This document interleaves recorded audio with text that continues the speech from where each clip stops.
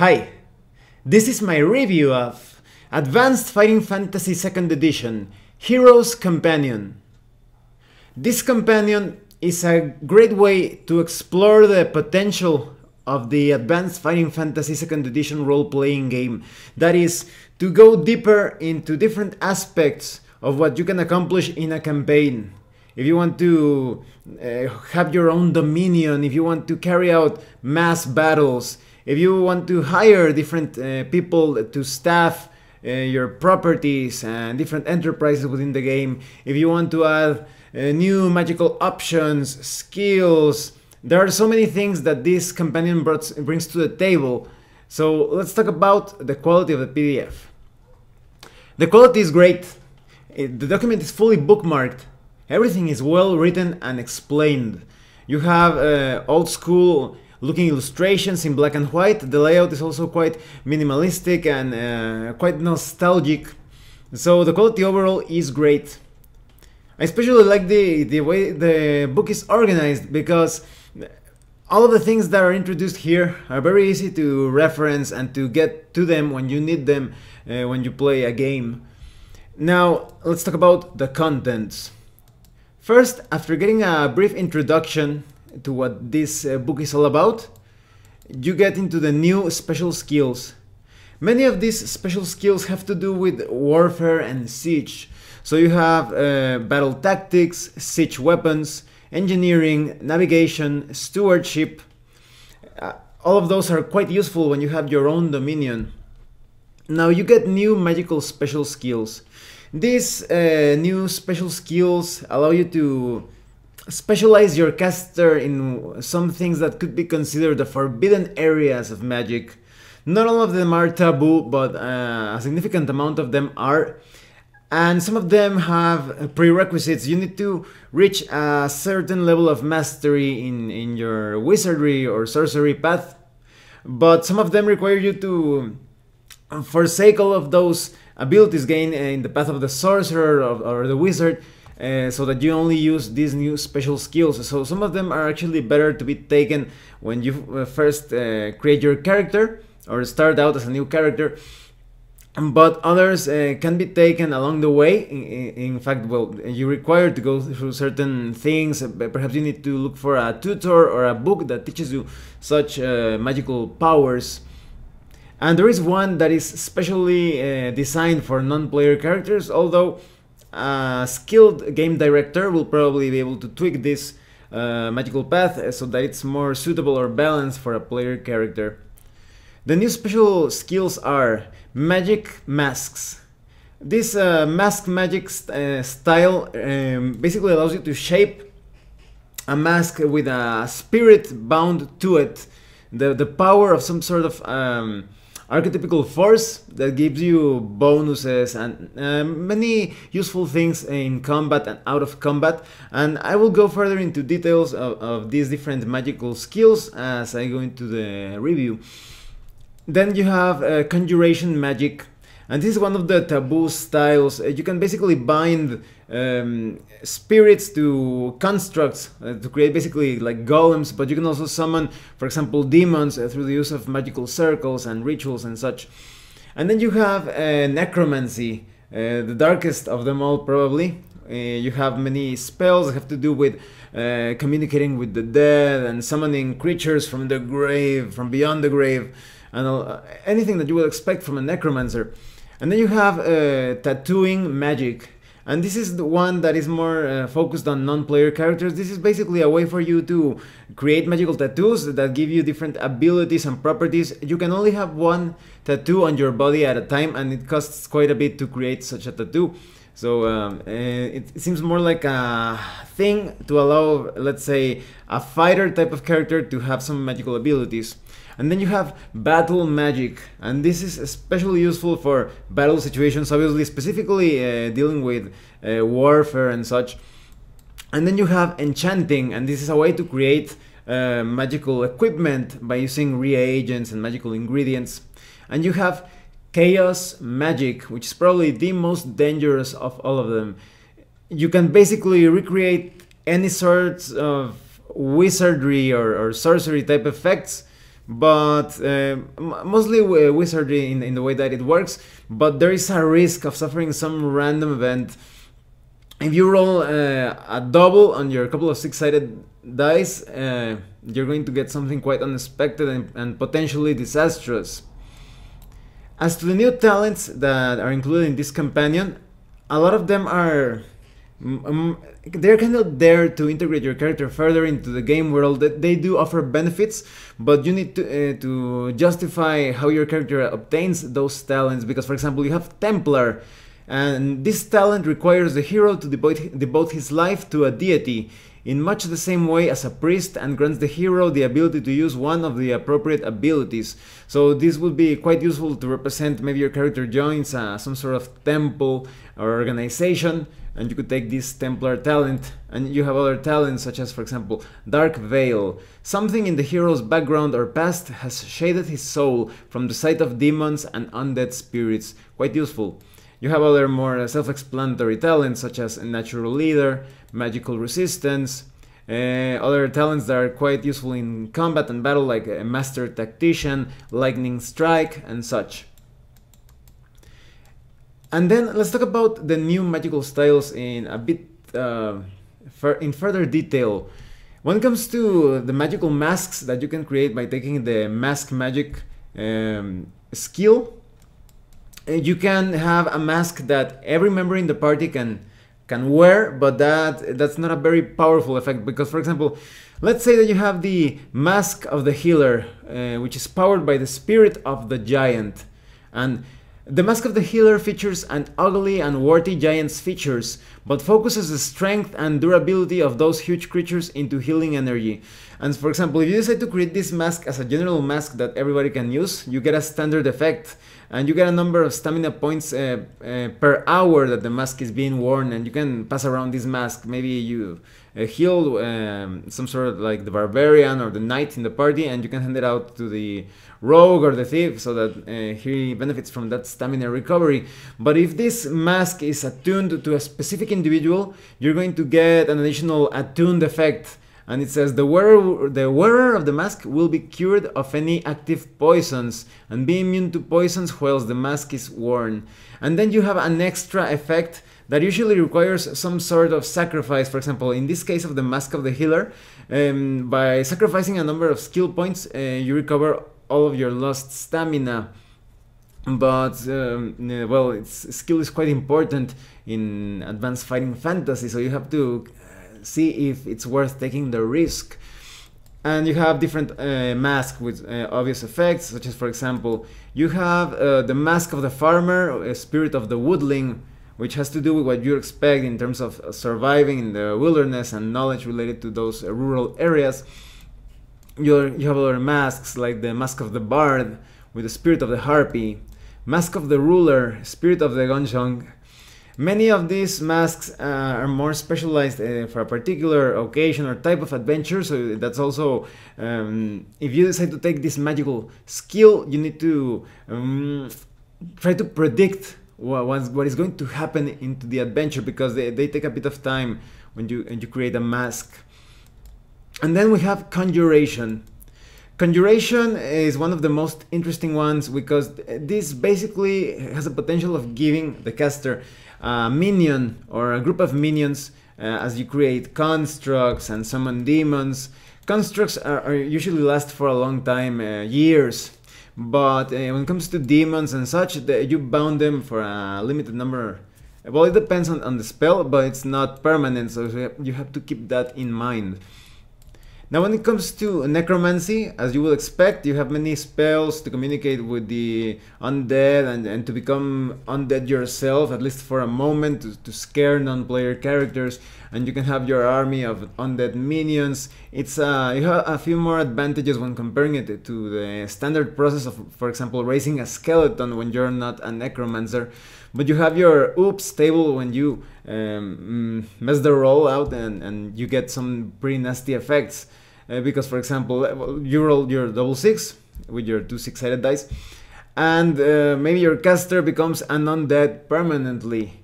So you have to keep in mind that all of those things that affect the undead will start to affect you, because you are now a part of the undead.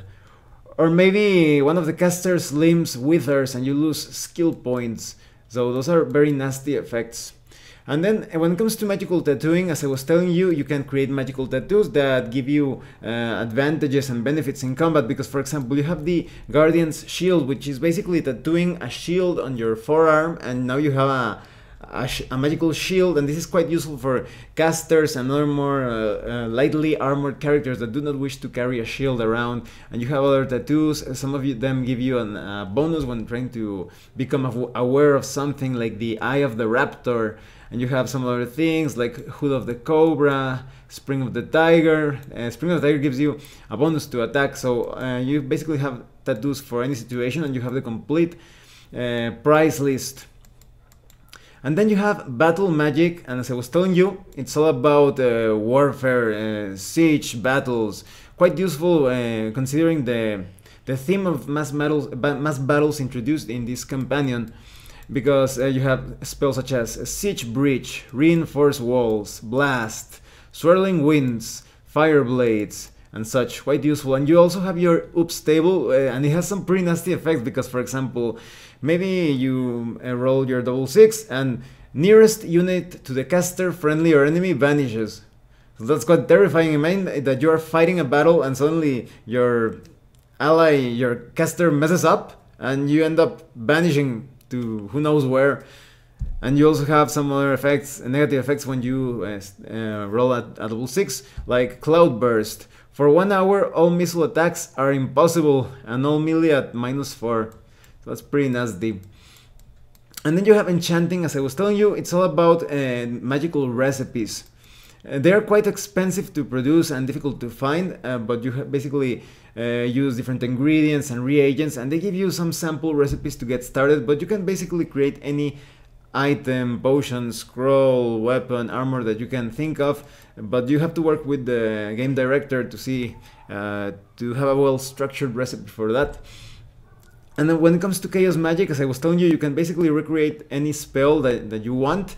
But if you roll not just a 6, maybe you roll a 4, a 3, a 2, there are many ways in which things can go not always wrong, but unexpectedly. They can go in many different ways. Sometimes to your benefit. Maybe you roll a 2 and everybody's healed to full stamina, except the caster. But for example, your party members will greatly appreciate that.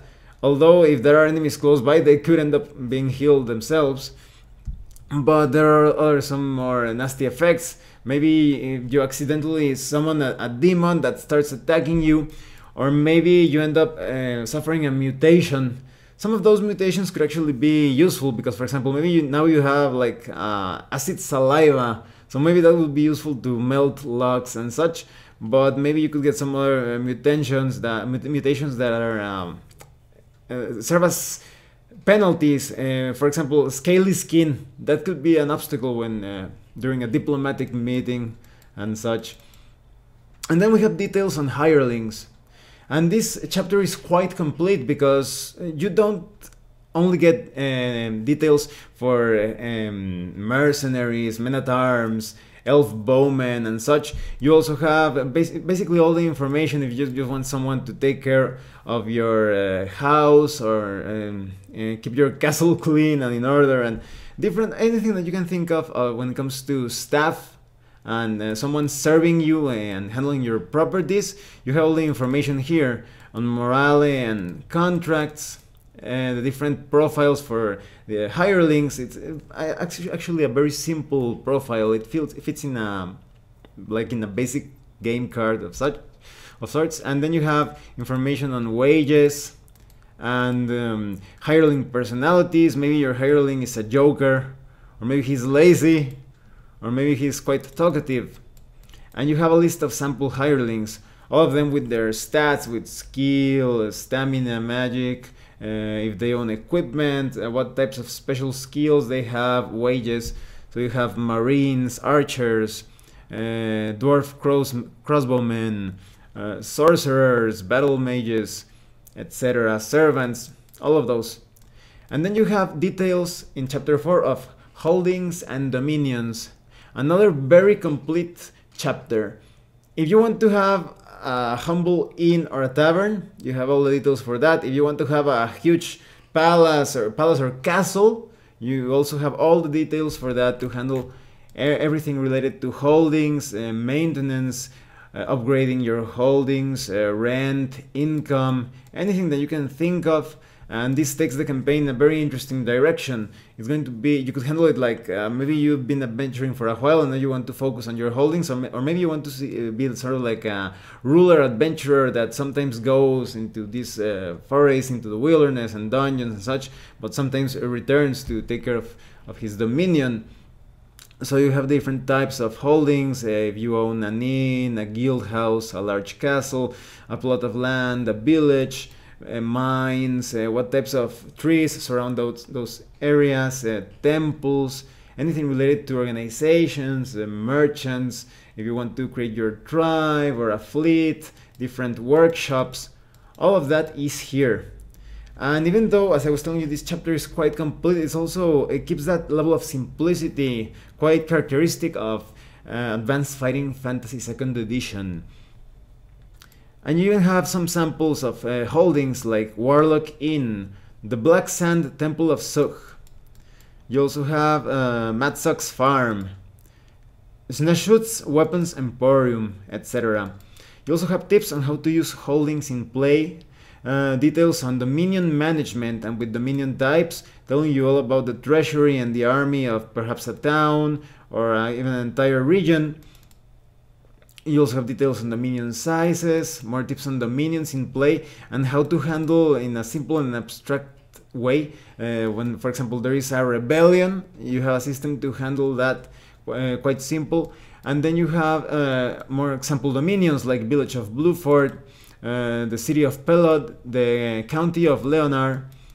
All of those quite useful if you're a game director and you try to improvise something that their characters have decided to create, or they ran into this organization or holding. You can choose from that list. And then you have mass battles. Now when it comes to mass battles, which is usually a conflict between two rulers, I like it that they handle it in the basic combat style of Advanced Fighting Fantasy, and the only thing that adds a bit more complexity is that they break each round in phases, but all of your armies are handled in individual units, and it feels quite simple, even though you have these different battle phases. For example, in the first phase, you have battle tactics. This is a test, and the winner gets a few advantages during combat. And then you have unit movement, which is pretty self-explanatory. Then you have spellcasting or the use of special abilities. Following that, you have heroic combat, and I really like heroic combat because this is basically when the heroes get their chance to shine, to prove that they are leagues beyond your average man-at-arms. And if you decide not to fight as a hero, this actually affects the morale of your troops because you are not inspiring them. And then you have the phase of missile fire using your bows, arrows, crossbows, etc. And then you have melee combat, which, as I was telling you, it's quite similar to the combat in the Advanced Fighting Fantasy 2nd Edition revised rulebook. And then you have morale and other resolutions, anything related to how your troops ended up. You may end up losing the battle, not only because you got killed, but because your troops no longer want to fight, and you resolve some other effects, perhaps related to some other magical effects. You have details on how to handle all of those mass battles, and some special rules concerning standard bearers, monster troops, even undead troops. Also, all the details on how to handle sieges, with information on the battle stamina of different buildings like the guild houses, castles, manors, and the armor of each building, because maybe a particular structure is built out of brick and it's sturdy, but not as sturdy as masonry, the toughest of all the materials here. And then you have information on how much damage each siege weapon deals, and the ballista, the catapult, the battering ram, more advice on how to handle mass battles, and you have different sample units to get started right away. You can create your own units of goblins or humans or undead, but here you already have some sample units. And then you have chapter 6, which is Wilderness Adventures. Now the core rulebook already had an excellent way to generate adventure sites, but here it's all about wilderness and more focused on specific details on world creation or world building. You have details on map creation with the different terrains like swamps, lakes, deserts, forests, hills. You have a very fun system, and I think game masters in general, in this case directors, will enjoy these little like sub games to create new areas, because it's a similar system to that presented in the core book, where you take a handful of six-sided dice and you roll them and you start to shape all the surrounding areas, all of their features, and with all the details that I was telling you on terrain types, and details on primary hazards, what happens when you travel across that area. All of the different terrains have different random encounters depending on where you're traveling across a marshy area, or maybe you're going on boat across a lake. You have many different random tables with some features that you can encounter, like ruined villages, ancient temples, more details on hills and primary hazards concerning everything, and random encounters.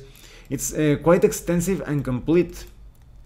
And you also have a chapter detailing, a subsection within that chapter detailing expanded features, because maybe in that region there is a cave system underground, and all of the relevant random tables to determine structures within different systems and sub-regions.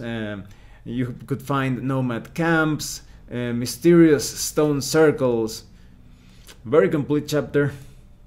You even have more tips on how to handle vision and resource management and weather and temperature. You even have like a table to generate random weather. And in chapter 7 you have afflictions, and this is all about curses, magical nasty curses. You have curses that have to do with lycanthropy, curses that are more, I would say that bring a bit of color to the campaign, because for example you have the Curse of the Raven. As this affliction is acquired, the hero will scream in pain as one of their eyes is ripped out of their head as if by a magical and ghostly raven. The hero suffers an immediate penalty to all skill-related tests, but will also be played with the suggestion of faint cawing, flapping wings, and the feeling of claws on their shoulder. So as you can see, a single curse can serve as a campaign seed, as why did that curse happen, how can you cure it, or is there somebody behind that curse? It's not something like just randomly happen, maybe somebody's cursing everyone. So you have all those different details on curses, or maybe the characters want to curse one of their enemies and they carry out some weird ritual to curse them with one of these curses, like the curse of the warrior or forsaken by the gods and such. And by the end of the companion you have many useful things. You have appendices with blank sheets to organize everything related to mass battle, almost anything related to the new material introduced here.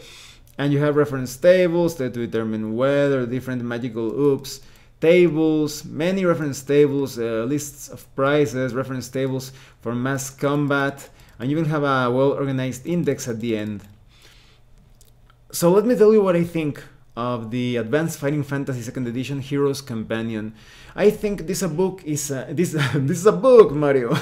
This book is a must-have if you want to specialize your campaign, because maybe you got a bit fed up with just going around exploring dungeons. Maybe you want to have your dominions and have some courtly intrigues and have mass battles. Maybe you have that conqueror mindset and you have all the information for that here. I think that you can also benefit greatly from different magical styles. If you want to specialize in necromancy, or you want to create all those things like magical tattoos and masks, here you have all the information to do that. Although, as I was telling you, in the case of the tattoo magic, it's more focused on as a magical style for non-player characters, but just work it out with your director and you could probably create a character that specializes on magical tattoos. And all the details concerning hirelings and the holdings and dominions and managing all of that, It really allows you to further customize your campaign and explore the full potential of Advanced Fighting Fantasy 2nd Edition. Well, thanks for watching my review. If you have any comments or questions, please let me know. See you later.